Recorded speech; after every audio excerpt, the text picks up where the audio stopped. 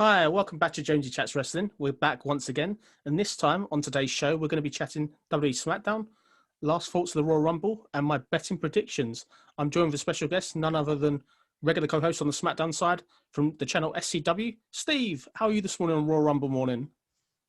Yeah, really good, thank you. I'm actually buzzing for the Rumble. This is probably the most excited I've been for a WWE pay-per-view in a long time. I feel that everything feels so open. So, it's a good time to be a fan at the minute. But, of course, we've got the show Friday Night Smackdown, which we're going to cover as well. And, there's a lot of interesting points coming from that show. So, looking forward to digesting it and giving our thoughts and opinions. Definitely. I think it's nothing better than the Royal Rumble Sunday. I think it's such an exciting day.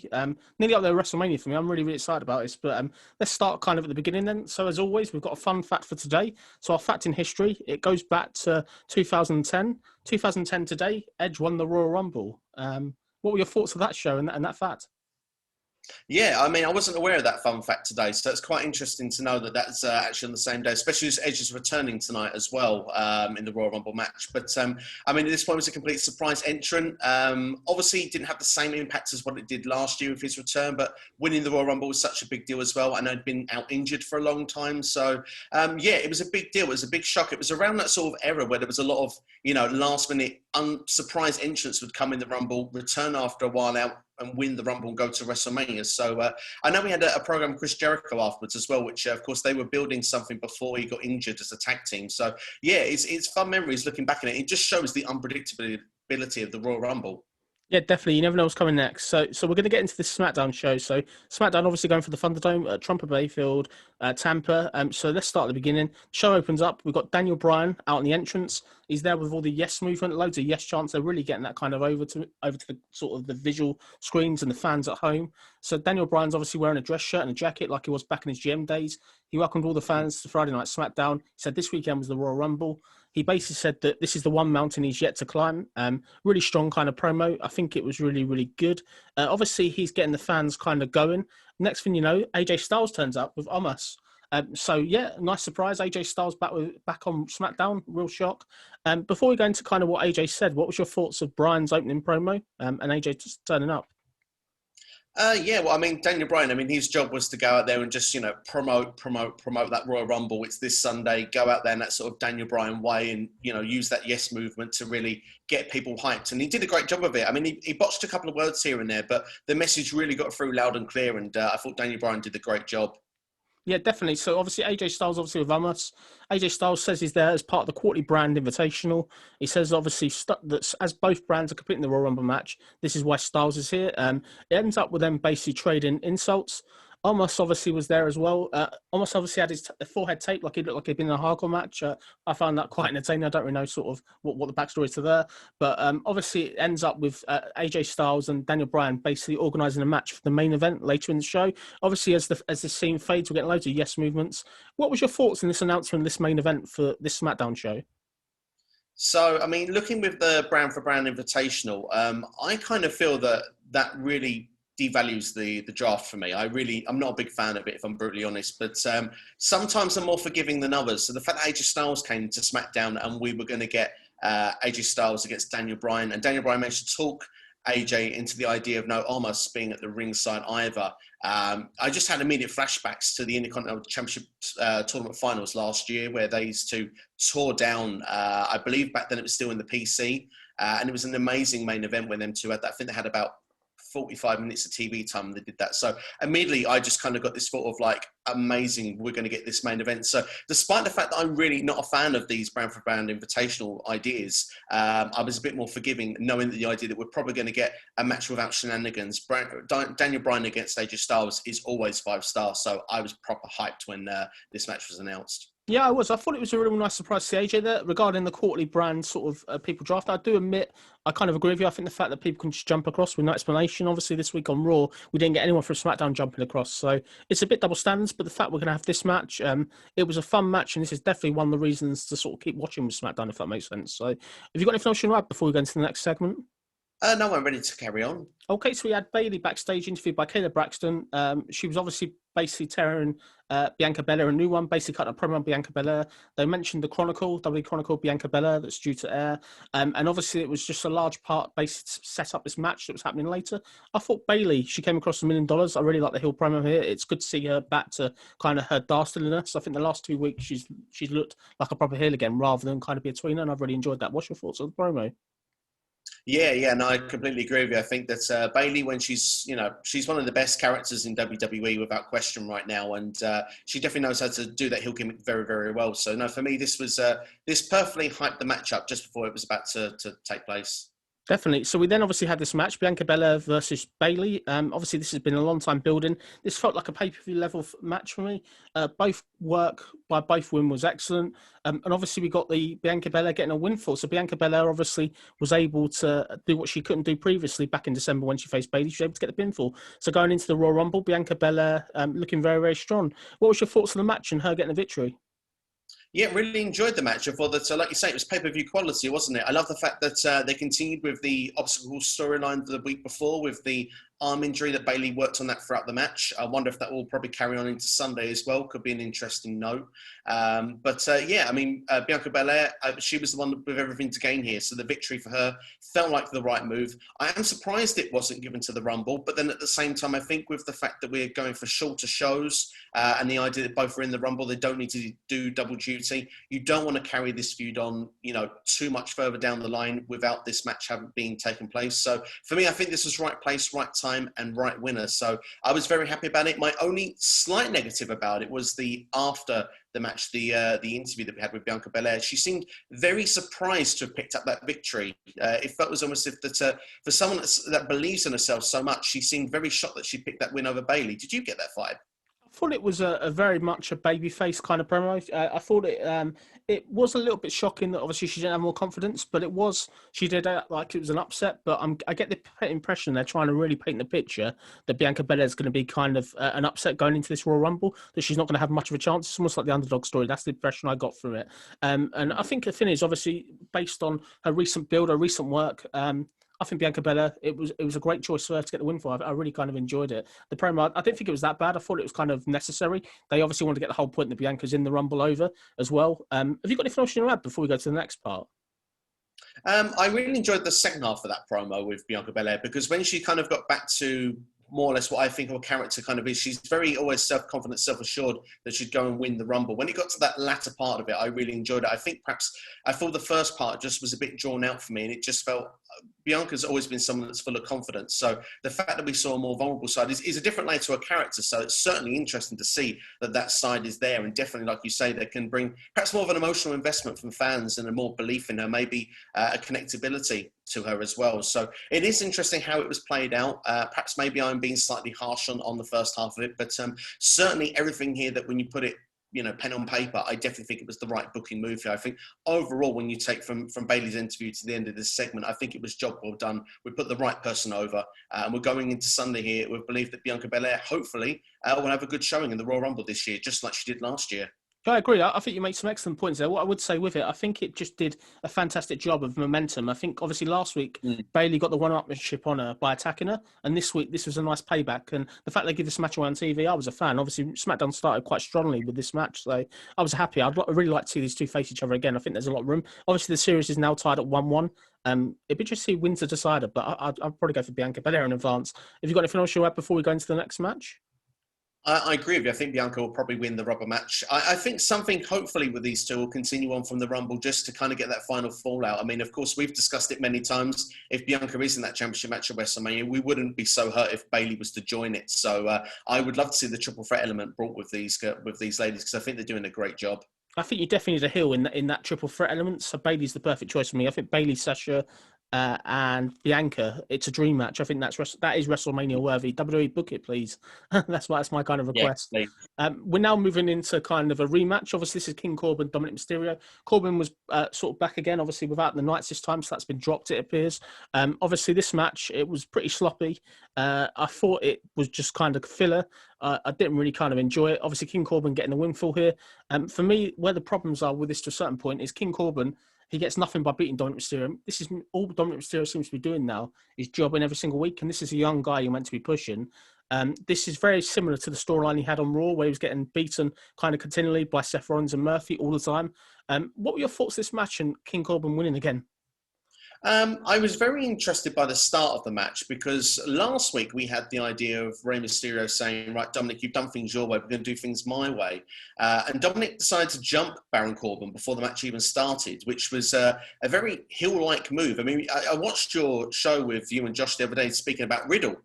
Getting involved on Raw, where it was like a 4-on-1 scenario, and he made the sort of attack and the idea of that being more of a heelish move. And where I kind of feel like that you could distinct the difference of the two, I felt that with Riddle on Raw, where the numbers game was there, it kind of felt like it was right for him to go and take that advantage. You'd see Steve Austin do that all the time in sort of like the Attitude Era. But you see here, it's kind of like a literal one-on-one environment. Dominic Mysterio is meant to be that squeaky babyface as well. He's not someone with any edge, any rawness about him at all, where arguably Riddle could have that as well. And you sort of think, things aren't connecting. And Rey Mysterio isn't known for jumping people either. Rey Mysterio has been one of the biggest, renowned baby faces throughout his entire career. In fact, I struggle to remember times of seeing Rey Mysterio ever go heel. So for me, that was a very bizarre way to kick the match off. It was slightly botchy this time, I must admit, compared to their previous match, but certainly was interested with Rey Mysterio on commentary. And I'm still interested in the storyline. I think that's what comes away from this match for me.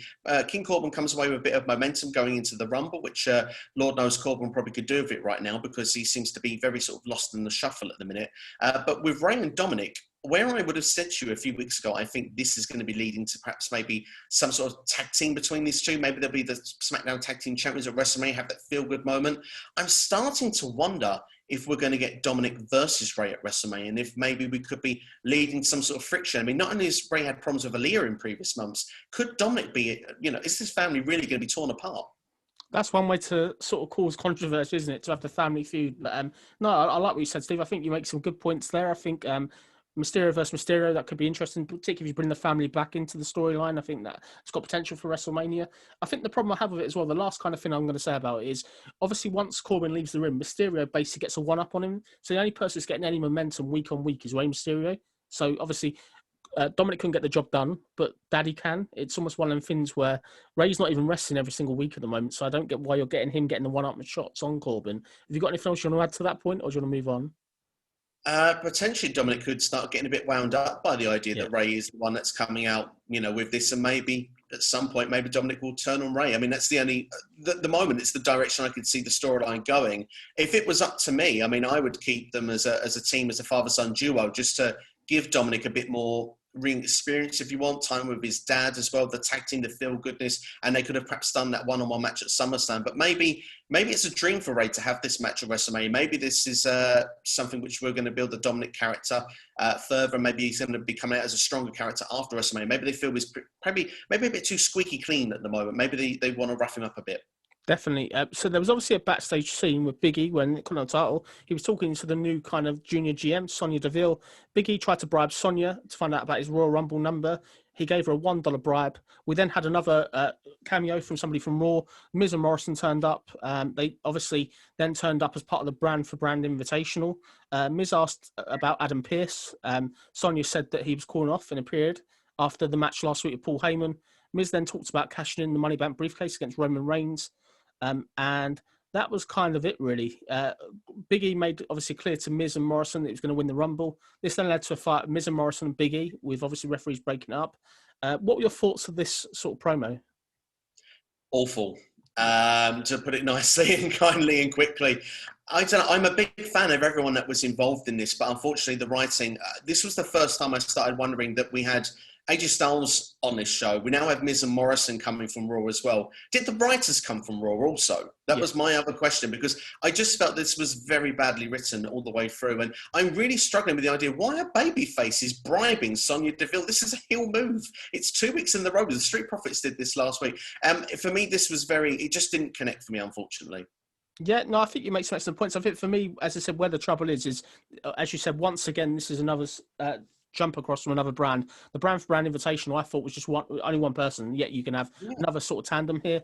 Anything Miz and Morrison do at the moment is kind of cringeworthy. I think in ring, they're fine, but they've got this really annoying promo which they're doing, and this brought a sense of Raw to SmackDown for me. I just didn't really kind of enjoy it, and I think the fact that Big E, I don't really get what, although he's in kind of show, I don't really get what the connection is with Big E and Miz and Morrison. I think it was just something thrown together to kind of waste time. Got anything else you want to add? I'm trying to think back if there was something with them before they left SmackDown, because I feel like there may have been something going on with them, and maybe it's just recaptured from something from 3 or 4 months ago. But unfortunately, that probably isn't a storyline that people will remember 3 or 4 months later. So, I mean, we would be forgiven forgetting if there was anything like that. Maybe someone, if they do remember, can let us know in the comments. Yeah, definitely. Please leave a comment below if you could fill us in that. Moving forward, then we obviously had the women's champion Sasha Banks backstage. She got a hug from Kalisto. Reginald walked up behind her with a bottle of wine, telling Sasha it's a gift from Carmella. And this will be after Carmella wins the SmackDown title on Sunday. Banks was acting all flirty towards Reginald. It was all ruse. Banks wondered if Reginald could get Carmella some wine for her to have after Banks gives Carmella a broken jaw. Banks then gave the bottle back to Reginald. What was your thoughts of this one? It's a bit strange, this one, for me. I mean, when you look at the detail, detail was fine. The thing that kind of put me off a little bit was the flirting. I didn't quite understand why that was sort of done in there. I hope this isn't going to be some sort of feud over Reginald now. You know, we've had enough of those storylines in recent times in wrestling. No, for me, this is sort of building a good pace. I am surprised that still I haven't heard any confirmation of this match taking place at the Rumble or even the kickoff, which I thought would have been a good place for it because it would get the time as well. And of course, the loser, which we would expect would be Carmella, could still enter the Rumble, probably wouldn't affect anything. But perhaps we're building for this now for the Elimination Chamber, perhaps pay-per-view. Maybe that's where it's going to be instead, or perhaps a TV main event as well, because TV ratings mean a lot. But this is still carrying on. I have been enjoying Sasha and Carmella. I've been enjoying their work. So I'm willing to give this one a bit of a slide. But the idea of the perfect wine for the broken jaw for Carmella, that line I particularly liked. Yeah, definitely. I think it was a good one-upmanship. I'm just surprised we didn't get Sasha kind of smash the bottle in some capacity. Obviously, Carmella smashed the bottle over her previously, but I guess that is kind of a hillish move, so maybe that's why we didn't get that. But it was a fun promo. It got Reginald some time on the camera, and I thought it was okay. I thought it was interesting. Regarding the point you said about the match of the Rumble, you don't believe it's going to happen.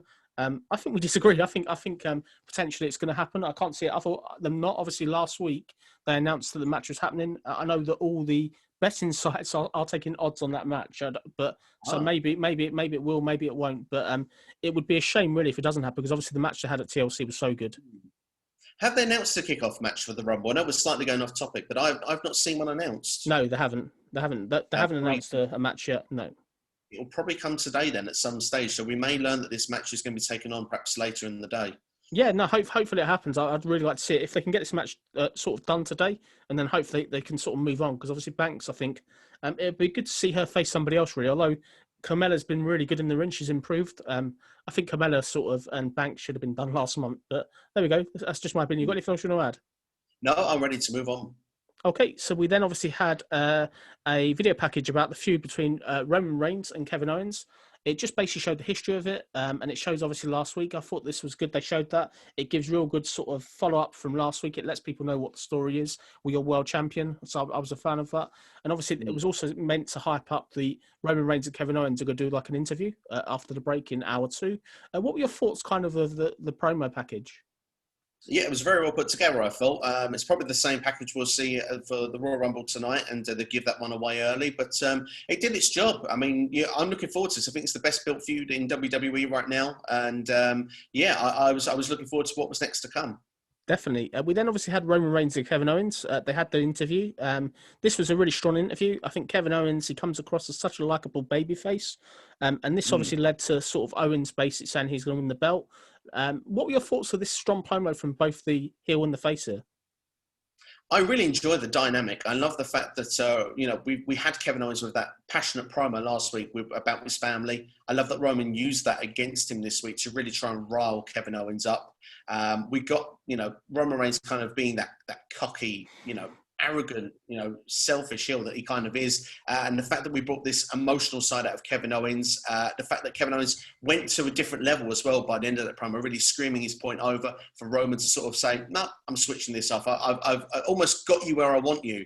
But has he really? Because Kevin Owens is a different animal to what we've seen in recent times. I'm really enjoying what they're doing with Kevin Owens. I feel Kevin Owens is almost becoming like, I want to say even a modern day Mick Foley. This is really reminiscent to me of the 1999 feud with The Rock, and Mankind. It really reminds me of the way it's been built up. A number of matches we've had before this match.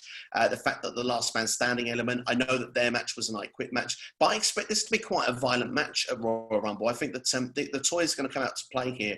I'm really excited to see where it's going to go. I have a really strong feeling that this is going to be a fantastic match, and I think that they did a great job when you look at it building here on SmackDown. This for me was the best thing that was put together. Yeah, I love that sort of look back at the past, what you said. I think that's a fantastic comparison. In terms of this promo, I thought it's fantastic. What I really love about the promo is Kevin Owens bringing in sort of personal issues like family. I think there's nothing stronger in a promo than family. Everyone's got family and everyone's got that connection to their family. And when you mention the family or relatives or any sort of history with families, for me, that really connects on a personal level. So I think that really further echoes Kevin Owens. People are rooting for Kevin Owens going into this Royal Rumble. And in terms of the win, as you said, I think this could be, as you said, violent. I think this will be good. And I'm really looking forward to seeing it. I think, credit to WWE, this is obviously going to be the third time we've kind of seen this match since December. Yeah, I'm still excited to see it. It's still going to be something that feels great. And the last man standing element, I think is clever. I really like it. Yeah, it fits the story perfectly. Definitely. Have you got anything else to add before we go to the next promo? No, I'm feeling positive at this point. I felt that this was definitely, in my opinion, this was the strongest part of SmackDown. I really enjoyed this segment. Yeah, okay, so let's get into this then. So we then obviously had sort of Daniel Bryan and AJ Styles. This was obviously the match that was kind of hyped up earlier. This was obviously a really, really good match for most of it. Didn't last very, very long. We got obviously Daniel Bryan getting the win for by disqualification. This is obviously when there's a run-in. So we get various people running. We had Cesaro running. We had obviously Sami Zayn running. Sami Zayn obviously ran into cause of disqualification. Big E's there as well. What were your thoughts on this match before we go into the melee that took place after? So, I mean, when we first started the match, like I said earlier in this, that I thought, right, okay, we're going to get a match without shenanigans. I was really excited to see Daniel Bryan and AJ Styles was willing to give the idea of brand for brand invitational. Like you say, SmackDown hasn't gone to Raw, and at this point, I thought we're going to get a nice long main event, but I saw Cesaro was on the commentary table, and I thought to myself, well, if Cesaro costs Daniel Bryan the match here, AJ Styles picks up the victory, AJ gets the momentum, continued still going into the Royal Rumble match. I actually agree with a point that Josh made on your Raw show this week, that what is AJ actually getting out of these matches going in? But obviously the answer must be momentum. That's what AJ wants here at this point of the game, and I thought that's how it was going to be put together. When Sami Zayn came out, it felt a bit random, and at this point you kind of knew it's going to be, not just shenanigans, but it could be slightly nonsensical. The fact that Big E got a little bit annoyed over a sign being held up that he's not Sami Zayn, the Intercontinental Champion, to come out and cause a bit of a melee just seemed a bit strange for me. So the fact that this kind of all broke down from here, this was kind of like, I would call it bad WWE booking, but it's a way to get yourself together from that singles match to transition into a tag match is what we're used to seeing. We saw it on Raw this week with, I believe, Charlotte Flair and Shayna Baszler was what effectively made that into a six-woman tag team match. So we kind of got that melee there. And obviously Shinsuke Nakamura was the key factor for the babyface side as well. The fact that he kind of rejected to help Sami Zayn earlier in the evening as well on an interview. And the fact that we had a stare down between Nakamura and Cesaro. The fact that we've had a discussion about their relationship, and the fact that Cesaro says that they're going to, they're still friends, but they have their own personal goals and they're going to look to try and achieve them, which was interesting. That stare down, the fact they didn't want to fight each other, was a really captivating point of that. And that, for me, was the most exciting element of it. So for me, that was really cool, what was put together. But as from booking, it was a mess, but you wanted to build up your Raw from a singles match to a six-man tag team match. And I think the story of what they wanted to do with it as well is that they started with two people and that the ring would fill with more people. So from that point of view, I kind of get it. And for me at this point, I was sort of accepting of it. I think if I try and put a positive spin on what we saw in the match itself, the match itself was pretty good. I think that they did a good job of protecting both wrestlers here. Nobody got pinned, so obviously going into sort of the Royal Rumble, Daniel Bryan and AJ Styles have not been pinned on this show, which is clever. I think for me, the match they had last year, back on 8th of June in SmackDown, was far better. And I think this was okay. So obviously, as you said, they obviously had this match. It's qualification. It then ends up kind of with sort of a six-man tag match then. But Shinsuke Nakamura, Big E, Daniel Bryan versus Cesaro, AJ Styles and Sami Zayn. This was okay until the point of, we then obviously had The Miz come out and Morrison. And obviously your winners by disqualification were Nakamura, Big E and Daniel Bryan. What were your thoughts of match 2? So, right, I have one real problem with match two. I'm sorry, because I feel like I'm going more on the negative side No, than the no, it's positive fine. side. Say I how it is. mentioned Definitely. I saw that stare down with Nakamura and Cesaro, and I thought they don't want to fight each other. This is so exciting. My feeling when I saw this was we're going to get to the Rumble Sunday and we'll see Cesaro turn on Nakamura and throw him out of the Rumble. I thought that's where you're going to build that breakup, that feud going forward. We cut to a commercial and we come back to the start of the six-man tag. Which two guys are starting the match off on opposite ends of the ring? Shinsuke Nakamura and Cesaro fighting each other. It's nonsensical. It doesn't add up at all. And for me, it was really frustrating to watch that. As for the rest of the six-man tag until the finish, it was totally fine. You had probably 5 of the best that SmackDown had to offer that could be favourites for the Royal Rumble and 1 favourite from Raw. So I kind of thought, okay, this kind of works. When Miz and Morrison came out here at this point, my head went in my hands, because then we kind of went back to the women's tag team match on Raw this week, where we had so many start overs, which I know was not meant to happen. But here it's kind of, they went, well, hang on, we kind of could fill more TV time doing that way, so we're going to do it on SmackDown. So I wasn't a fan of this, the fact that Miz and Morrison got involved, and it then ended up to another multi-man tag match, didn't it? Yeah, it gets worse. So obviously they've had this match. This is another disqualification finish. There's nothing wrong with that. And then obviously we then get sort of Otis run out. This is the Otis that 1 week is kind of a heel. He's a babyface. 1 week he's helping sort of Bailey in the challenge. The next week he's kind of a babyface. He comes out now and he does the caterpillar. And it obviously leads to another match as such. So we're now on sort of match 3. And this is obviously now a match with, it's an 8-man tag. It's Daniel Bryan, Big E, Nakamura and Otis facing The Miz, Morrison, Cesaro, AJ Styles, Sami Zayn.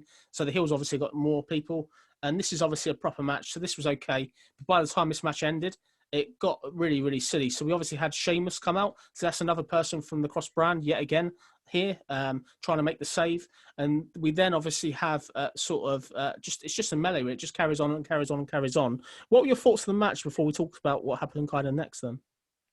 So, right, this is kind of my thinking here, because they went to commercial break, didn't they, when it was 4 on 5, and they made a point here and saying, we've just been told it's just like this Sunday. Daniel Bryan and AJ Styles have been in the ring now for 30 minutes. So I kind of thought to myself, right, this clearly is the direction. You start with 2 guys and the ring's going to fill up with more and more people. This is what they were trying to do as a direction of a storyline. And from that point of view, I kind of get it. I'm totally fine with it. And it's like, although it's messy booking, it's not, they've done their best to try and connect everything together. I'm sort of willing to let it slide. When Sheamus comes out, it's one of my real pet hates in wrestling. It's something we have seen happen before, and it's something that I really don't like. We've seen cards subject to change, and I totally understand that. We explained last week why it made more sense of Adam Pearce doing it than perhaps certain superstars themselves. But the fact that Sheamus can run down mid-match, not be involved, throw his hand out that he's ready for a tag, and then enter the ring and then pick up the pinfall victory. You might as well have just brought the whole locker room down and turned it into a 20-man tag. It wouldn't have mattered. The rule book has gone out of the window. It's absolute bonkers. It's one of my least favourite things that happens in wrestling. It happens probably once every 3 to 6 months. And I must admit, I'm sorry, George, I absolutely hate it. But as the fact is, if we look at one thing from the finish, Sheamus, despite entering with a couple of minutes to go, if you want the number 30 entrant, comes in, gets his broad kick, picks up the victory. Sheamus picks up some momentum going into the Royal Rumble, which I think is very good. He's very well needed. Sheamus was booked so strongly on Raw in recent times. The fact that Sheamus Royal Rumble is actually a good thing in my opinion, because I'd like to see Drew McIntyre against Sheamus. So in that way, I like it. But God, this is Monday Night Raw, isn't it? I said we had the writers earlier. I think they took over the SmackDown writers here. It was like watching Raw, wasn't it? It was so kind of backwards. The thing is, as I said on my podcast in the week about Raw, this double duty at the moment is just killing the product for me to a certain point. I think the thing is, I get you want to get everybody on camera, but it's just match after match after match. The problem is that they had 40 minutes here with the 3 matches. They would have been far better just doing some singles matches, I think, with other talent they've not used. That's my honest opinion. I do agree with Sheamus. Sheamus had to get the win here. The fact he can be added to the match with no Adam Pearce adding him, it doesn't really make sense. So I agree with you there. And then obviously, so we've got that chaos. So not only have we had Sheamus come across, he's not even on SmackDown, just turning up. That's allowed. There's no draft. There's no whatever now. We then obviously, it then ends up with them kind of sort of all brawling. And then none other than Braun Strowman makes his big return from Raw. And he comes out and basically kind of destroys everybody. So let's kind of talk about this. So I'm going to go into this. This for me, it's great to see Braun back. That's the positive. The bad parts, there's 2 or 3 bad parts here. I think the 2 or 3 bad parts are A, he's not on SmackDown as a brand, so what's he doing? He just turns up. B, you should have saved his sort of return for me for the Royal Rumble. He's a major person. Bringing him back kind of in this match is a throwaway when there's so much chaos going on. Doesn't make sense. And the third thing is I just think it sort of made everybody else in the ring look amateur. I just think he kind of took all the limelight. I get he's returning here, but going into the Royal Rumble, you want to keep your people such as kind of Daniel Bryan and sort of people like Sheamus and stuff. You want to keep them focal point. It was kind of enough at that point. So much had gone on by that point. Braun's kind of comeback was watered down for me. I think I kind of didn't lose interest, but I was like, Braun, fantastic, great. But we've seen so much already. Just get the show done. What were your thoughts of his comeback in this sort of spot, really? I kind of agree with you. What I look at it and what I take away from it, rather than sort of, basically repeating your points, is I look at it and think that perhaps we had Edge return on Raw, and they pre-announced him for the Royal Rumble to get us hyped. And let's be fair, it did the job. We enjoyed that segment with Edge on Raw. Fantastic promo. Great Edges in the Rumble. And we mentioned at the start of this video, Edge has already returned at 2010. He returned last year. To have 3 surprise entrants in the Rumble wasn't necessarily done, and it would not be the same as last year. So in one way, I'm glad they did that. With Braun Strowman as well, they've done that on Smackdown, which of course is a Raw superstar. I initially thought, well, wouldn't it be great if Braun stayed on Smackdown? Because I think his Raw run so far has been a bit of a mess. But he probably will go. The fact we've had a return there, and we've had a return here, we've had 2 big superstars return, which gives more star power for this Royal Rumble, more hype. Because Braun does hype the Royal Rumble. So they wanted to build him as, we've got a new favourite for the Royal Rumble here. Because he is a favourite now for the Royal Rumble with the way that he went off on SmackDown. But it makes me think we're going to get more returns in this Royal Rumble match. It makes me believe that Seth Rollins, The Fiend, will probably return this match. And they didn't want everyone overshadowing every single superstar. So that's probably why they've done it. But I do agree that the whole segment was a bit of a cluster. I see where they were trying to go with it. But for me, what worked perhaps on paper didn't work in execution.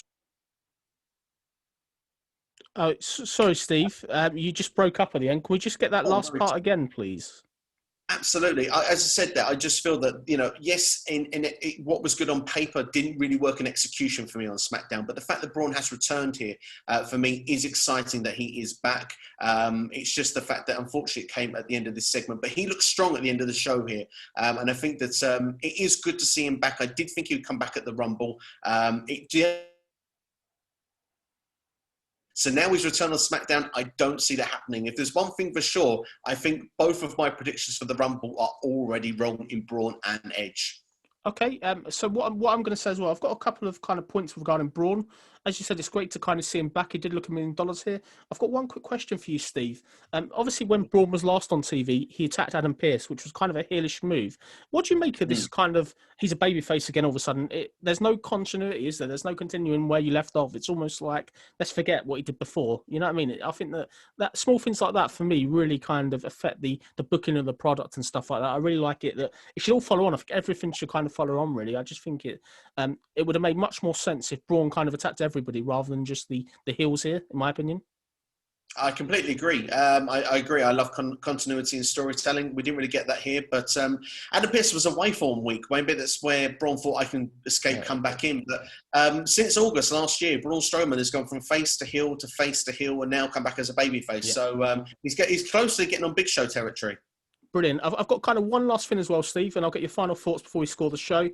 What do you make of this disconnect? Obviously, Raw ended with no real mention of Royal Rumble. It wasn't really sort of similar to this. Do you not think it would have been better if this storyline arc they did on SmackDown would have carried on from Raw? It would have been nice if they had this whole follow-up the whole week rather than just have SmackDown. SmackDown was like, oh no, it's the Royal Rumble Sunday. We have to do stuff. We have to do stuff. We have to do stuff. Whereas on Raw, there was none of this real talk about the Royal Rumble. It was just like a normal show, basically. I don't know if you agree or disagree. Please state your opinion. No, I do agree because, I mean, Alexa Bliss and Asuka was the lead of that show, wasn't they? And, of course, that was for the Raw Women's Championship. That was the main focal point there. There wasn't as much buzz. The main real buzz for the Rumble was the fact that Edge was going to be involved in it from Raw. What I would have preferred is, because we didn't know about this Brand for Brand Invitational, I would have liked a couple of days' notice. Maybe they could have hyped that up on Raw for SmackDown. That would have actually just done the job in itself, that we're booking this show, but actually if you want all the Rumble hype, go to SmackDown. You're going to get all of that on Friday. Friday. My worry is there was so many people that were not on SmackDown, and I kind of wonder if when you look at things that perhaps maybe we could have had, because we're not stupid as fans, but we shouldn't be having our intelligence insulted. Like you said earlier in this, the Brand for Brand Invitational usually is one superstar, not like half a roster. I do wonder if there is things that are going on that have affected of why we've not got as many names as we would have normally had on SmackDown for a normal show. Maybe we could have had some realism from WWE. Maybe they said, look, we can't get everybody we want on the show, so what we're going to do is for tonight, we're going to have a super show. We're going to have Raw and SmackDown under the same roof. Raw invited, invite in who you want. And then we could have actually made a bit more sense of it, because for me, walking in on SmackDown thinking I'm getting a normal SmackDown show, I've actually walked into Monday Night Raw 2.0. And for me, that will affect my rating, unfortunately, when it comes to the show this week. I don't think I could have said it better, mate. Sweet, spot on. What I would say, one key thing as well, it wasn't unusual. They put this focus on the men's Royal Rumble, yet there was nothing on the women. Surely the women from Raw, now it's transfer deadline day on SmackDown, anybody can come. Wouldn't it make sense really to have the women attack SmackDown women as well? That's a missed opportunity again there, isn't it? I think it's half-handed. It's half a job, I think, again, unfortunately. Absolutely. It was all, I think the only thing for the Rumble there was just to put Bianca Belair over, and that was it, really. Okay, have you got any else you want to add before we get the final thoughts and score? One small note I'm just going to mention, just quickly from that melee at the end of the show there. One thing I kind of feel that perhaps maybe I used to love back in the old days, we did kind of get on this SmackDown. We usually see it go viral like every now and then. Do you remember the Survivor Series 2001 where it was WWE versus WCW? It was that alliance thing where it was going to be, the winner is either WWE or it's WCW. Yeah. And we had all the 10 superstars run into the ring, hit their finishers, and the whole place go electric, and people's elbows, stunners, walls of Jericho, choke slams, you name it. We kind of got that here, and I don't understand in a way if I'm being too harsh on the show because of the fact that we got so many finishers, so many superstars, so much surprise and chaos. Is it the fact that it's a draft and that I am not accepting the fact that Raw superstars are on this show, or is it booking? What is it that why I've not connected with this as well now as I did in 2001? Because I'm older, perhaps potentially wiser. I'll let everyone else decide on that part. But, what is it that makes me not connect with this as much? I think the thing is with it is if it was one brand, one draft, one brand for everything, it was just a continuation, that would be fine. And I do admit the whole element of the Royal Rumble did feel kind of Royal Rumble-ish by the end of this show. But I think the thing is with us being older, we are older. We've seen so many Royal Rumbles in our lifetime now. There's only so much they can do. And for me, it's just the craziness. Obviously, SmackDown the previous weeks have been really, really good fun, and this, as you said, did feel like Raw again. I think the thing is, it's the lack of attention to detail. I don't know whether this is because of the coronavirus that's going on, or the lack of fans, or just generally panic. They seem to be very much just making it up as they go along, and they missed out on key things. Like this week, for example, not changing a different tangent totally. They obviously unannouncing the Edge promo. They just did that on TV without any build. They probably lost viewers there, and just stuff like this. They continually sort of focused on 2 or 3 things, and they forget the rest of the sort of roster basically is suffering because of this. You've got people such as Aleister Black that can't even get on TV when, if they were built properly, they would be there, if that makes sense. It's just one of them things, really, Steve. Have you got anything else you want to add before we get your score? No, that's my rant over. That's fine. Makes a change, usually me ranting, but no. So we're going to go to the score for SmackDown. So give me your overall score, 1 to 10. What do you think was the rating this week? Unfortunately, SmackDown has set such a high bar in recent times where I felt a lot of shows I come away from it, I think 7 or 8 or great going on. Apart from really the Bayley, Bianca Belair stuff going on this week and the Roman Kevin Owens stuff, everything else for me, unfortunately, just didn't work in the same way that it has done previous weeks. There hasn't been that real build and excitement of storylines with the SmackDown talent. So for that, I'm going to have to go lower. And unfortunately, I'm going to go 4 out of 10. And it's really bad for me to go that low. But I just feel that this SmackDown was a missed opportunity. Yeah, well said. I think for me, I'm going to score it. I think I'll probably go for 6 out of 10. I think there was some good stuff. Obviously, Braun coming back was something to talk about, definitely. I think the Bianca and Bayley thing nearly saved the show. I thought it was okay. I just think they overdid the surprises of people sort of coming back over from other brands. I just think that kind of lost it. Before we go into kind of the Royal Rumble preview and the final preview and predictions, have you got anything else you want to kind of add, Steve, about the show? No. I'm ready to go into the Royal Rumble. Perhaps I would say that just quickly on SmackDown that I did really enjoy the things that were good were excellent. It's just unfortunately that probably is a quarter of the show, so that's why I went for the 4 out of 10. I would have liked to have gone a little bit higher, but Daniel Bryan Styles was fine as well. I should state that also, but unfortunately just didn't get enough time for my liking. I'm used to my 5 stars from Meltzer with that one, but unfortunately we didn't get that this week. No, definitely. I don't know whether it's a lack of roster, like people such as Jey Uso and stuff were missing, which it's amazing how much you miss them. I hope there's nothing sort of going on there with COVID or anything like that, and if so, I hope it's okay. Fingers crossed all's okay, because it's 2 weeks now without him. And of course, we know now with the news of Mia Yim and Keith Lee as well, looked to not be in the Rumble this Sunday. So that's really a shame. And of course, Keith Lee's been missing off Raw for a couple of weeks now. So it does give you those same fears. We do hope that everyone's okay. Yeah, get well soon, hopefully. Going to be a big loss, definitely, in the Rumble, and to both of them, hopefully they get better. So let's get into this Royal Rumble then. So obviously this is tonight. Really, really excited about the show. A couple of key things. I'm going to go to you first, Steve. Obviously, for everybody that may not have seen your channel and your predictions, I'm just going to run through the matches and just get your overall prediction of who you think is going to win. This is maybe your change to change your prediction as well from your earlier one, if you want to, sort of from your other videos. So I'll just run this through for you now, Steve. So let's start. Universal title match, last man standing, Roman Reigns, Kevin Owens. Who do you think is winning? I think Roman Reigns is winning. I think he retains here. If Jey Uso is in attendance, then I do see him being handcuffed to the ring rope, just like it was done to Kevin Owens in the steel cage match. I think Roman then looks like he'll be vulnerable, and I think Jimmy Uso will make the return. I think either way, I think Jimmy Uso returns tonight, and I think that that will be the way that the Tribal Chief remains head of the table. Definitely. I think this will be a strong match. For me, there's only one winner. It's going to be Roman Reigns, same as my prediction video. Roman all day long is winning here. Obviously, there's no pinfall. It's last man standing. So I think Kevin Owens will come close, but Roman to win here. Have you got anything else you want to add about that match before we go on to the others? No. I think that Roman retains, and I do think it's going to be a fantastic match. That's what I will add. Perfect. So we've got the rumoured SmackDown Women's Championship. We don't know if this match is going to happen. Sasha Banks and Carmella. Any prediction on this one? Who do you think is going to win? Sasha Banks to retain. I think that it's Sasha's time. Carmella has done fantastic since her gimmick change, but for me, there's only one winner, and it's your current SmackDown champion, Sasha Banks. I don't want to be a parrot, but yes, Sasha Banks to win here. I don't see Carmella winning. I think they want to keep Sasha Banks the champion at least up to WrestleMania. So for me, I think Sasha Banks is winning here. Let's hope this match is as good as TLC, which I'm sure it will be. Have you got any thoughts before we go into the next match? No, all set, my friend. Okay, so we've got the Women's Tag Team Championship. We've got Charlotte Flair and Asuka facing Shayna Baszler and Nia Jax. Who's your prediction? So this can go really either way. I think it's one of the more unpredictable matches, but I am going to go for the champions to retain here. I think that they will lose those championships to the winner of the Dusty Women's Tag Team Classic.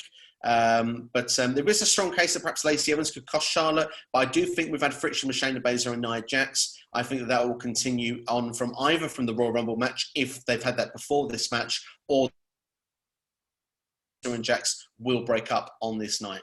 Interesting. Funny enough, for people that watch my original Royal Rumble predictions with Josh, my opinions change. I'm going to go for Nia Jax and Shayna Baszler. I think WWE want to split Asuka and Charlotte up as soon as possible. And I've actually got a bet on this. So I got a bet at 4 to 5 odds that I think Nia Jax and Shayna will win. And I think it's going to be interesting. I think it'll be fun to see it. Obviously, this is a rematch kind of from TLC. And the sooner they can get that belt off of Asuka and Charlotte, they can go back to being singles wrestlers, which is where they're probably better, in my opinion. And I think this is ultimately going to lead probably to Charlotte and Lacey. I think that's the way they're heading, it seems to be. Have you got anything else to add before we go to the next match? What I will just say is that what you've just said is what I want to happen. Yeah. Whenever I do predictions, I predict what I think will happen, not what I want. I would love Charlotte to go back to a singles wrestler, have a program with Lacey. I think with Baszler and Jax, particularly for Baszler, but for both of them, it gives them a nice spot on the card as the champions. I wasn't really a fan that they lost the belts to Asuka and Charlotte to begin with. And Asuka, like you say, she's got too much going on, too many championships. I'm not a fan of this double champion malarkey. For me, at the moment, she needs to lose one of them. And if it's not the tag title, then it's the Raw Women's title. So one of them needs to change, but I will stick with my prediction. I do think the champions retain tonight. I think they hold on for a few more weeks. I'm going to disagree. I think we're going to get new women's tag team champions, and I think we're going to get Lacey Evans involved in the finish here. I think that's going to lead to Charlotte Flair somehow losing and then being pinned. And then I think that will carry on in the Royal Rumble match. That's kind of where I'm at. Have you got any thoughts you want to add before we go to the next match? That would make perfect sense if it happened. If it happens, yeah, a biggie what if. Yeah, but if it does, it's a likely possibility that could happen. I think it certainly would be. It would make booking sense. So is it WWE that would do that? We'll have to Yeah, wait and see. let's hope it's not Raw booking this show and SmackDown. No, Yeah. definitely. Moving forward then. So we then obviously got the match that will make or break this pay-per-view probably. It's the WWE Championship, Drew McIntyre defending against Goldberg. What's your prediction? My prediction is that if this was any other pay-per-view and Goldberg won here, I would turn it off. But as it's the Royal Rumble, I will be sticking around regardless. But I do actually agree with you, actually, on your predictions. I do think that this is a potential. This can actually main event the show ahead of both Rumbles.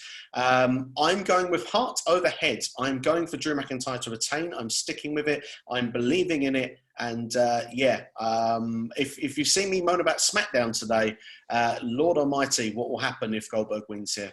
Yeah, definitely. I'm on Drew McIntyre as well for my original video. I've got on Drew McIntyre. I got him at 2-5 odds, so I think it's very generous odds for Drew. I don't think WWE are that stupid to take the belt off Drew here. If they do and Goldberg wins, that's going to be a year's worth of build down the drain, I think. Look what Goldberg did to The Fiend, as we said on other videos. It's not a way to go, really. The thing with it is if Goldberg does somehow get the win here, isn't Goldberg still only 2 matches a year? So will he have the belt now to WrestleMania and then not defend it for 2 months? It's what would they do, Steve? What's your thoughts? It's exactly what they would do. They would probably bring in the Brock Lesnar rule. The difference, though, if I mention the word Lesnar there just for 2 seconds, is Lesnar can still go. It's acceptable when Lesnar comes in and does things. Even though a lot of fans don't like it, Lesnar is still incredible. Lesnar is the reason why Drew got over. Let's look at last year's Royal Rumble very quickly. That story that Lesnar built for the first half an hour for then Drew to come out and eliminate him from the Rumble made Drew overnight. That was the star-making performance there when Drew went on to continue to win the Rumble. It was a lot of that was Lesnar's doing. So Lesnar can still go. Goldberg can't. Goldberg comes in. He's knackered after the walk to the ring. And I don't mean it horribly. Put a spear, a jackhammer. This match needs closing. If they're clever, this match starts off with my heart in my mouth. You start it off with a spear. You hit the jackhammer. You get a 1, a 2. A Drew will kick out. And Goldberg will be like, okay, right, we're going to do this again. He's going to go in the corner. He's going to get ready to do another spear. He's going to run in for a spear. But as he runs in, he's going to be hit by a Claymore. 1, 2, 3, and it's done. That's how this should be booked, in my opinion. I think it's going to be a quick match. Do we see The Miz getting involved? There's obviously strong rumours that he's going to cash in at some point. So this may be the match where he tries it. Would you be a fan of him cashing in? I'd rather he won the belt than Goldberg, that's for sure. I'm willing to risk that. I would much rather The Miz win than Goldberg. What I would say very quickly just about Goldberg and Drew, just before we go into The Miz, I will do both in here as well, is that it's great, I think, in a way that Goldberg and Drew is at the Royal Rumble, because if it was at WrestleMania, it would be taking away someone's opportunity. At the Rumble, this offers everyone's in the Rumble, so everyone has the chance to make their name and stake their claim. Goldberg here, we know we're getting a short match, and with 2 Rumble matches and 3 matches in the card, we've got a chance that this won't be a 5-hour show. So I'm a fan of the idea that we've got a quick WWE Championship match here with Drew and Goldberg. Goldberg has never won the WWE Championship, though, and that is also something that's making me panic also. But as for The Miz, I think he may try to, but I don't think he will. He's in the Rumble match. This is not a night he needs to cash in my opinion, even though he's been threatening it. I would prefer he didn't. I still, in my wishes, hope The Miz probably attempts to cash in a number of different ways, but ends up with the briefcase back. I want Miz to be the first person ever to get where time is running out to cash that briefcase in, so that the momentum goes for the champion rather than the challenger. That's what I want to see. But whether we'll get it, I don't think we will. But certainly, it's food for thought tonight. I would rather The Miz be champion than Goldberg, but I think that he's not going to cash in. If anything, I think he's going to get speared for his trouble. That sounds good. I've got one question for you, though. Stating the obvious, Steve. Why does The Miz need to be in the Royal Rumble? He's the number 1 contender. He's got the briefcase anytime. He doesn't need to win a title match. Surely he could cash in at WrestleMania if he wanted. That's the thing. Stating the obvious there. It does state the obvious. Maybe it's sort of bodies, but maybe, I mean, I remember Edge back in 2005, the first ever holder. He used to go into tournaments as well for the championship, even though he had the briefcase. And I think at the time in 2005, they asked him why, but it's not factual this for me. But I'm sure, if I remember rightly, he said, well, it gives me twice the chance to win the championship. I mean, I've got this case, but say I've got this for a year. It's almost the opportunity that Miz could actually go in, win the championship. If he lost it, he can still cash in and win it back again. It's perhaps that dynamic of it. But yeah, I mean, logical booking sense, he doesn't need to be in the Rumble match at all. He just needs to focus on either the Royal Rumble Championship match or the WrestleMania match. Definitely. Have you got anything else you have before we go into the Women's Royal Rumble match? No, I'm ready to go. Okay, so going into the Women's Royal Rumble match, who's your prediction and why? Right, so I had it down to three names. I had it down to Alexa Bliss from the Raw side. I had it from Bianca Belair for the SmackDown side. And as a wild card prediction, I had Rhea Ripley. I really want to see Rhea Ripley as the winner of the Royal Rumble this year. I think it can... I have a video actually on YouTube on my channel why I think Rhea Ripley should win the Royal Rumble. It's about 8 minutes long, so I won't give you everything from that because I don't want to bore you on this podcast. But I think that it would be great to see an NXT superstar win the Royal Rumble for the first time, and I think it would make up for a lot of the damage that was done last year at WrestleMania of what has arguably harmed Rhea Ripley's 2020. She's even said herself she's not been the same competitor since. So my want is Rhea Ripley. But if I had to say who I think is going to win, it's hard to look past Alexa Bliss because of the hocus pocus stuff and the fact as well that she's never won the Royal Rumble, and Alexa Bliss hasn't been in the real championship picture until now for the first time in nearly 2 and a bit years. So it's great to see her in that position. I kind of lean towards Bliss, but damn it, I want to stick with the wild card. I'm going to go Rhea Ripley as a final one because I'm going to go heart over head.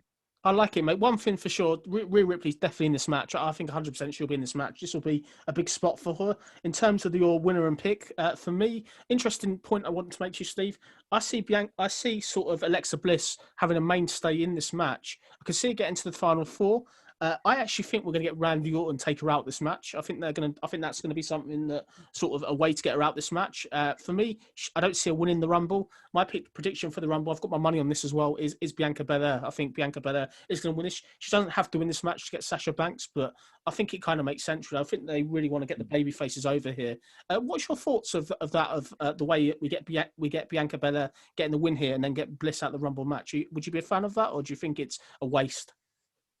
Well, I mean, the thing is that with Alexa Bliss, she doesn't need to win the Rumble, in my opinion. I don't think Bianca needs to win it either, to be honest. But I would say if one, you want to have the accolade more than the other, it would do more favours for Bianca to have it at this time than it would Alexa Bliss. So for me, and that reason, I would say it would be better for Bianca Belair to win the Royal Rumble. Definitely. If we're going to go to some kind of mystery entrance, I've got two for you that I think are pretty much nailed on. I'll go to them now. The two I've got for you, I've got Molly Holly. I think Molly Holly will be in this match. I think it'll be a feel-good factor. And I think Beth Phoenix. I think Beth Phoenix is a cert as well for this match. That's my two. Have you got anyone else you think that may debut or come into this match? So I had 7. In my video. So, yeah, I mean, the women's match always has more mystery than the men's. So I had Beth Phoenix as one of them, like Hugh did there.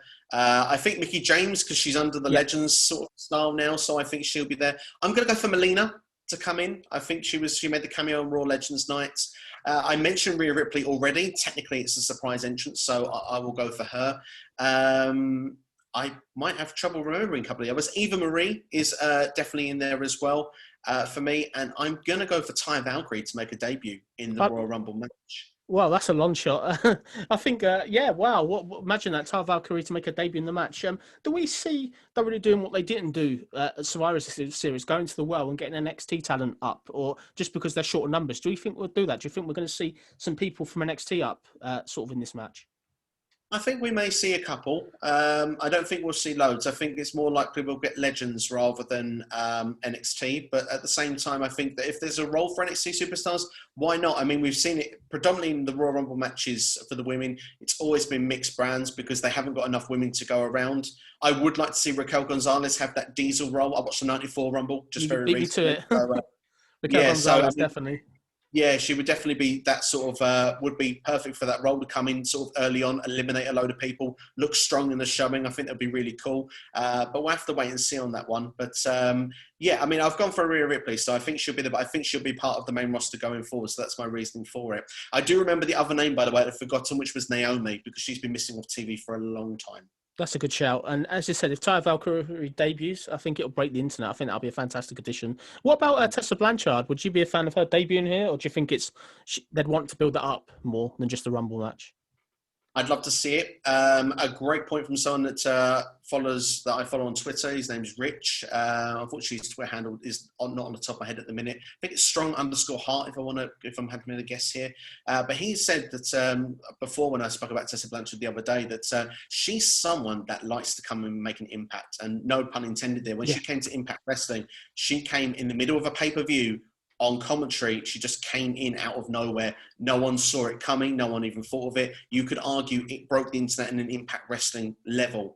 If she was to come into the Royal Rumble and especially win it, that definitely would send shockwaves. I think if she was to come in, she wouldn't win the Rumble, but I think she'd be in the final four. I would love to see it. Personally, for me, I think Tessa Blanchard is one of the best female performers out there today.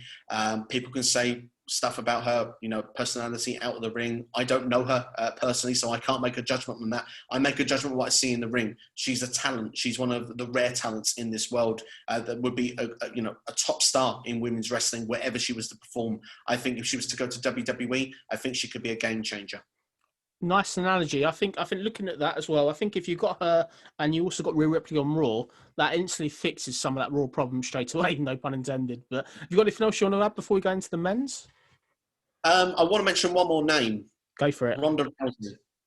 I'm going to stop you there, Steve. I know she's still under contract. I can't see it. I can't see them doing that. The problem is, if you put Ronda in this match, don't get me wrong, it would break the internet and it would get everybody talking. But you put her in this, she's going to have to win it. She can't come in this match to not win, can she? No, she would win it. There's no question. Do you see them doing this with no fans? Like, I know at WrestleMania we are going to have kind of fans. Or do you think that Ronda Rousey is a big shout? I think I just can't see it really. I don't think. I mean, I've not predicted it, but I thought it was worth a mention. My feeling same with Becky Lynch as well. I mean, yeah, it's the same thing. The only thing with Becky, I would say, but it would break the internet. But I mean, she only gave birth in December. I mean, for me, I would imagine soon. So, but the way I look at it as well, Ronda versus Becky is the match, isn't it? To be fair, there's no other match that you would need to book. But with a lack of fans, that stops doing it. But one thing I would say is that WWE's ratings are not as strong as they want them to be. They will want to make it as big as WrestleMania as possible. Going in, they want to raise the bar as they can. I think they're going to go all out to try and bring big names in or try and make as big of WrestleMania card as possible. And if they can get Ronda Rousey, she has been training. I think it would be a big coup, and I think it would be amazing. But let's be fair, Ronda Rousey would bring eyes to the product. So for me, would I be against seeing it? No, I'd be quite keen on seeing it. Do I think it will happen? I think it's unlikely, but I'm open to be surprised tonight, and I'd be quite keen if it does happen. Definitely. I think the thing with it, the last point I'm going to say Ronda Rousey is I'll definitely be a fan of it. Funnily enough, her contract doesn't expire until after day one of WrestleMania. So there is a chance they could do it. But it would be it would certainly be a talking point, that's for sure. They definitely have to shake things up. And if you are looking for a contender for Oscar, Ronda Rousey and Oscar, for me, that's WrestleMania straight away, I think. Yeah. Sign me up. Definitely. Is there anything else you want before we go to the men's? No, I believe I'm all set now, I believe. I can throw one more mystery name out there just as a potential, but it just would be fun cameo if she came in. Remember Victoria? She's not been around for a while. Yeah, that would be a nice cameo from the past. It'll be interesting. The thing is, obviously, they clearly haven't got 30 women on the main roster, so we're going to get definitely a lot of cameos. I think this will be fun, and I really think this is going to be a good match in terms of sort of a journeyman. I really think we're going to see sort of Bianca Belair be in large parts of this match. I think she's really going to sort of make an impact. But no, I'm looking forward to it. Have you got anything else you want to add? My prediction of a journeyman, just before we finish, the Iron Woman is going to be Charlotte Flair. I'm predicting she'll be a good prediction. Just like the 92 Royal Rumble, I think Charlotte Flair comes in at number 3. I think she lasts towards the end. Because also, remember, WWE thinks we want to see as much of Charlotte Flair as possible. I've got a prediction for you, Steve. Talk about controversy. You can agree with me or disagree. So Charlotte Flair's in the Rumble, and she's also in the Rumble at the same time as Lacey Evans. Lacey comes out and Ric Flair distracts Charlotte while Lacey chucks Charlotte out. That's money. Book that now. I reckon that's going to happen. If you could bet on it, get on it. I agree with it. Or is that stating the obvious? Do you think that's too obvious, maybe? It's too obvious, but it's something that I did put a quick screenshot on my video that I do think Lacey will be the one to eliminate Charlotte, and I think it'd be great for Lacey. Let's be fair. I mean, it's not a case of whether it's obvious or not obvious. It's something here that would be great to build and elevate that rivalry, and it'd be something that would be really good for Lacey Evans' career. I mean, I'm quite a fan of Lacey. I think that she's got a lot to offer. Definitely. So let's get into this men's Royal Rumble match. So who's your prediction? Who's winning this?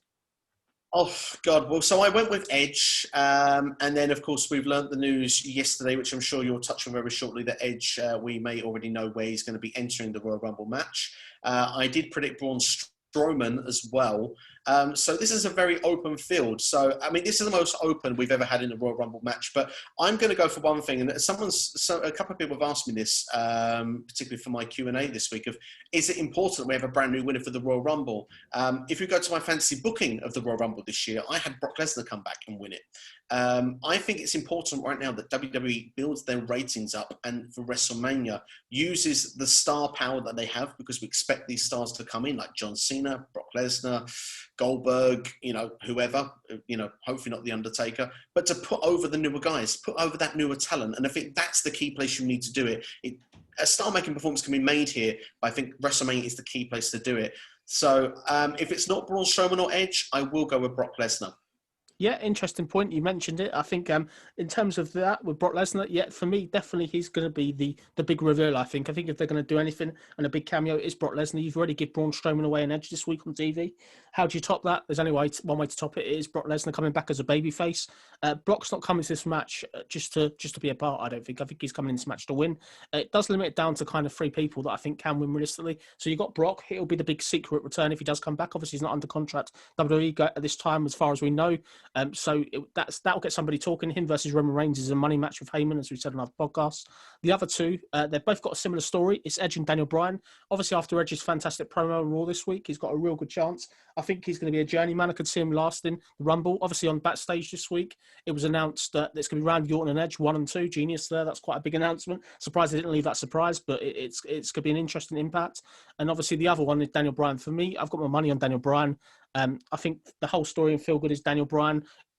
They're only going to put Daniel Bryan over, I think, if they can't get Brock back. Have you got anything else to add before we go to the mystery entrance?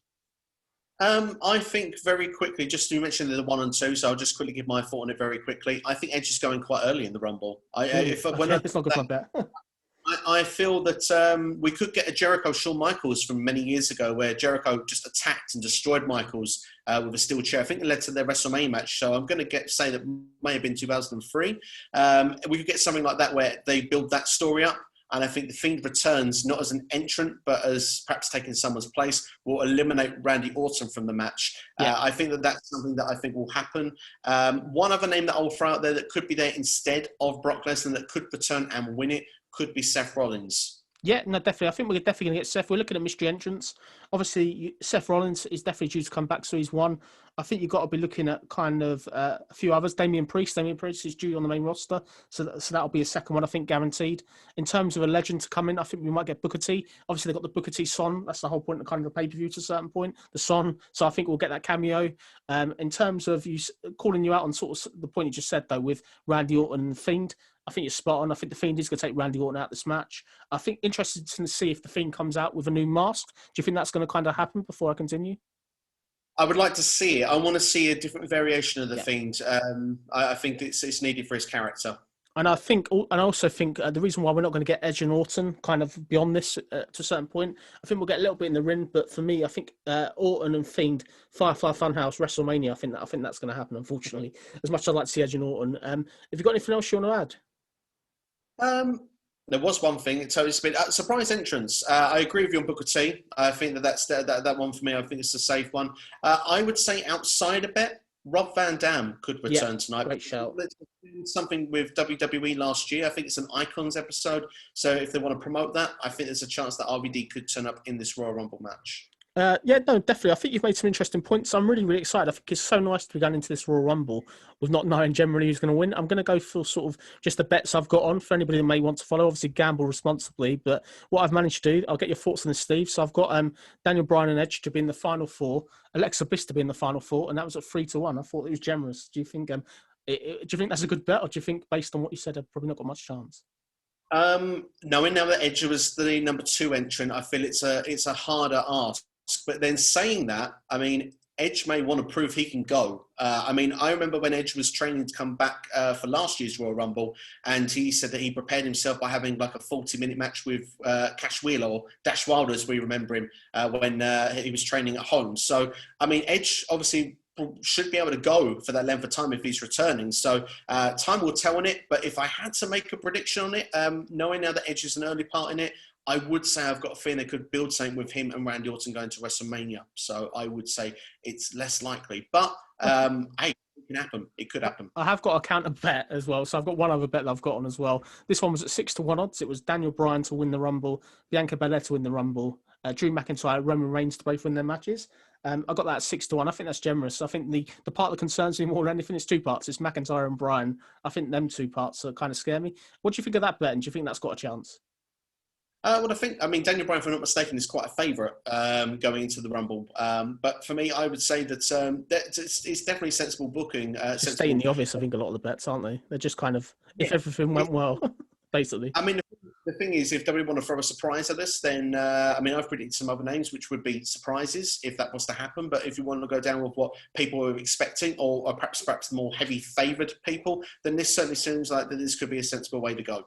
Definitely. I think the thing is obviously based on the WrestleVotes tweet this week where WWE were kind of on about a shocking finish. That makes me question whether the obvious is going to happen, really.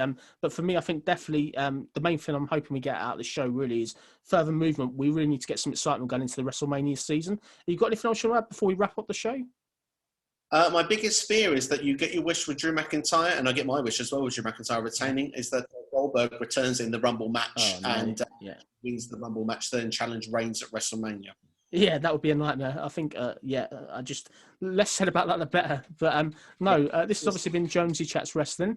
Thank you for coming on, Steve. Just before we go, Steve, please tell everyone about your great channel. Thank you. SCW, the wrestling channel, is on YouTube, so you can go and check that out now. There's lots of videos, including with the Royal Rumble, fantasy booking the show. I've got the predictions up there for you now, and also why I think Rhea Ripley should win the Women's Royal Rumble. Q&A is coming out today, so make sure to keep an eye out for that. Some great questions that have come in based on the next NXT TakeOver. Predictions card will be coming for that. And also, what if AEW had their own Royal Rumble match? That is a question that's been asked to me, so I'm looking forward to answering that, and hopefully you guys will look forward to watching it as well. Sounds good. Yeah, definitely. Thank you for checking out the video. This has obviously been Jonesy Chats Wrestling, joined by Steve Chats Wrestling, SCW. Thank you to all the recent subs. On the road to 30 subs now, so please keep it going. If you like the video, please give us a thumbs up. If you disagree with the comments, leave some below.